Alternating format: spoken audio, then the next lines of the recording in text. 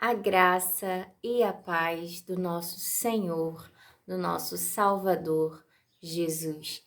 Devocional, Isaías, capítulo 13. Nesse capítulo, o profeta Isaías fala acerca da ruína da Babilônia e o livramento de Israel. A ruína da Babilônia, quando a ira de Deus, ela passa a ser manifesta contra a Babilônia por causa das maldades da Babilônia. Eu não vou ler o capítulo todo, se você puder, acompanhe, leia na sua casa o capítulo todo. E para exemplificar, eu vou ler a partir do versículo 8, que diz assim: E assombrar-se-ão e apoderar-se-ão deles dores e ais, e se angustiarão como a mulher parturiente. Cada um se espantará do seu próximo. O seu rosto será rosto flamejante. Eis que o dia do Senhor vem, horrendo, com furor e ira ardente, para pôr a terra em assolação e destruir os pecadores dela. O nosso Deus, ele é um Deus de amor, mas ele também é um Deus justo. Ele é um Deus de justiça. Ele é santo e nele não há maldade. Então, ele vai dando tempo até que ele é tardio no irar-se, até que a ira dele vem e consome. Mas antes de irar, ele pede ao povo, ele anuncia ao povo que se convertam dos seus maus caminhos, que parem de pecar, que parem de prejudicar ao outro, que parem de fazer maldades. Só que quando não há uma conversão, não há arrependimento, não há mudança, o dia da ira do Senhor chega. E aqui chegou para o povo da Babilônia: o dia do Senhor vem, horrendo, com furor e ira ardente, para pôr a terra em assolação e destruir os pecadores dela. Isso está no versículo 9. Por causa da santidade de Deus, por causa da justiça do Senhor, ele não deixou mais que o povo fizesse mal uns aos outros, que prejudicasse o povo e lutasse contra outros povos, dominasse outros povos. O Senhor derramou na terra a assolação.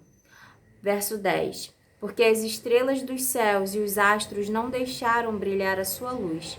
O sol se escurecerá ao nascer, e a lua não fará resplandecer a sua luz. E visitarei sobre o mundo a maldade, e sobre os ímpios a sua iniquidade. Veja, o Senhor está dizendo: eu vou visitar sobre o mundo a maldade e aqueles que a sua iniquidade, aqueles que praticam a iniquidade. O Senhor, ele está indo contra homens perversos, homens e mulheres, né, perversos, maus. Está falando: vou visitar sobre eles e farei cessar a arrogância dos atrevidos e abaterei a soberba dos tiranos.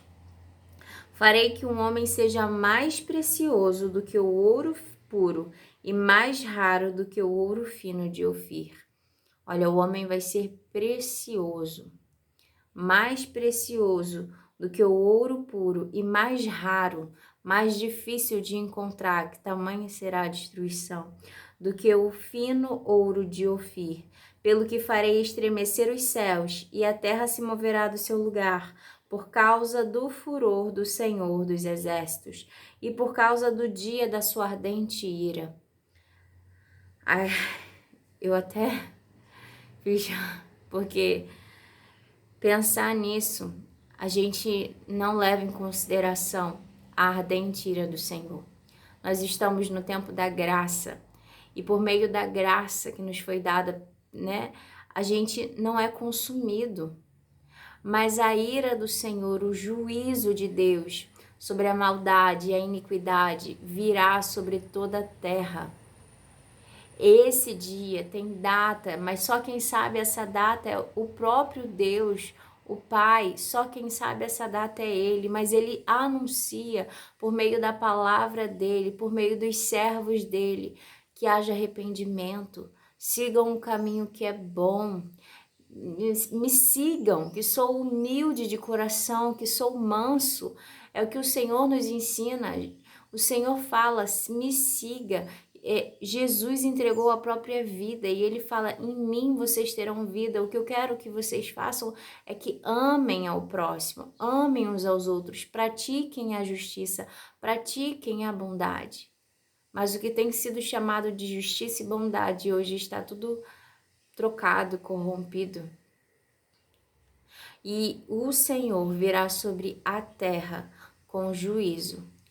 Quando o Senhor voltar, aqueles que não estão no Senhor, não estão em Cristo Jesus, não se arrependeram das suas maldades, dos seus pecados e não buscam andar em santidade com o Senhor, fazendo aquilo que é certo para com os outros e para com Deus, esses serão consumidos pela ira de Deus. Mas o Senhor fala, ainda há tempo de arrependimento. Esse é o tempo. Se convertam dos seus pecados, se arrependam das suas maldades, da sua iniquidade, enquanto ainda há tempo. No verso 12, a gente leu que um homem, ele será mais raro do que o ouro puro de Ofir. Pelo que farei estremecer os céus e a terra se moverá do seu lugar, por causa do furor do Senhor dos Exércitos e por causa do dia da sua ardente ira. Aqui está falando não da ira futura que virá sobre toda a terra. Aqui está falando sobre a ira de Babilônia. A ira que o Senhor ia mandar por meio dos medo-persas, que iria sobre Babilônia e que Babilônia deixaria de existir, viraria um deserto. E assim foi. Deus cumpriu a palavra dele. Babilônia não existe mais. Babilônia agora é um deserto, não há quem habite lá. A gente vai ver isso aqui seguindo nos versículos seguintes. E a palavra do Senhor se cumpriu. Assim como o dia da ira do Senhor contra a Babilônia chegou, e que Babilônia foi destruída, assim como Sodoma e Gomorra foi destruída, não pelo fogo que caiu do céu, mas porque Deus mandou por meio dos medo-persas. E essa cidade, que era tão grandiosa, que possuiu tantos povos, caiu por causa do dia da ira do Senhor contra o povo, contra a maldade. Não contra o povo simplesmente, mas contra a maldade que o povo praticava. No verso 14 diz assim: e cada um será como a corça que foge, como a ovelha que ninguém recolhe. Cada um voltará para o seu povo e cada um fugirá para a sua terra, os que estavam na Babilônia. Todo o que for achado será transpassado, e todo o que for apanhado cairá à espada. E suas crianças serão despedaçadas perante os seus olhos. As suas casas serão saqueadas, e a mulher de cada um violada. Eis que eu despertarei contra eles os medo-persas, que não farão caso da prata, nem tampouco do ouro. É um povo violento, que não está fazendo caso da prata ou do ouro, mas está indo com fúria contra o povo, contra as crianças, contra as mulheres, contra todos, transpassando jovens e homens, violando mulheres, despedaçando crianças. E diz no verso 17, do 18 agora: e os seus arcos despedaçarão os jovens, e não se compadecerão do fruto do ventre, não terão compaixão nem do fruto do ventre, das grávidas e dos bebês nas suas barrigas. O seu olho não poupará os filhos, e Babilônia, o ornamento dos reinos, a glória e a soberba dos caldeus, será como Sodoma e Gomorra quando Deus a transtornou. quando Deus a transtornou. O juízo do Senhor veio sobre Sodoma e Gomorra por causa das maldades. O Senhor só livrou Ló e sua família. Veio porque não havia nenhum justo. O Senhor, pela palavra diz, se houvessem 10 justos na cidade de Sodoma e Gomorra, ele livraria toda a cidade. Mas não havia. O Senhor falou isso numa conversa que ele teve com Abraão, mas não havia. Por isso o Senhor enviou os anjos dele lá para retirarem Ló e suas filhas e sua mulher. Só que sua mulher olhou para trás. A sua mulher olhou para trás. A sua mulher estava presa ainda àquela cidade, os hábitos, a cultura, aquele povo. Ela olhou para trás e ela perdeu a salvação. Ela perdeu a oportunidade, né, de se salvar, de salvar-se da ira de Deus. No verso 20, diz assim: nunca mais será habitada nem reedificada de geração em geração. Veja, ela nunca mais será habitada. Babilônia jamais será habitada. Nem o árabe armará ali a sua tenda, nem tampouco os pastores ali farão deitar os seus rebanhos, mas as feras do deserto repousarão ali. E a sua casa se encherá de horríveis animais, e ali habitarão os avestruzes, e os sátiros pularão ali. E as feras que uivam gritarão umas às outras nos seus palácios vazios, como também os chacais nos seus palácios de prazer, pois bem perto já vem chegando o seu tempo, e os seus dias não se prolongarão. Assim se cumpriu a palavra do Senhor. Se você for pesquisar sobre Babilônia, você vai ver que não existe mais essa cidade e que lá habitam apenas animais selvagens, é deserto.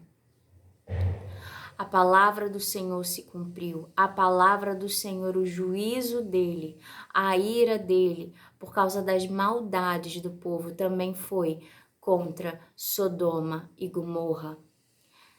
O Senhor mandou o juízo também no tempo de Noé, lá no início, mas ele prometeu que nunca mais a destruiria de tamanha forma a terra por meio da água.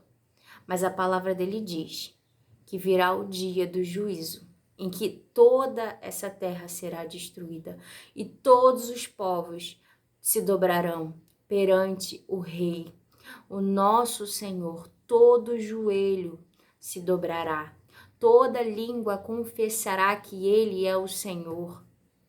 Só que alguns irão para julgamento e para poder, infelizmente, condenação.